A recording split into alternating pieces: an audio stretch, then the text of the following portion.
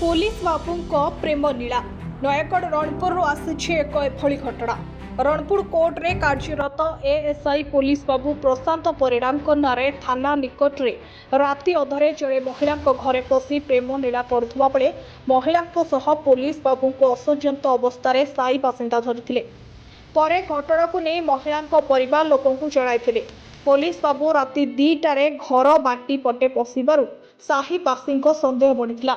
परे पुलिस बाबू को धरी अटक रखिथिले स्थानीय बासिंदा। ए घटना जना पड़िबा परे पुलिस बाबू को धरी निस्तुक माड़ मारिथिले महिला परिवार लोक। सूचना अनुसार पूर्व पुलिस बाबू प्रशांत परिड़ा महिला घरे भड़ारे रहुथिला।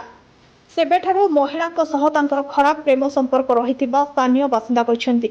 रात्रे साही भितरे पशि पुलिस बाबू महिला प्रेम लीला करने घटना स्थानीय अंचल उत्तेजना प्रकाश पाइथिला।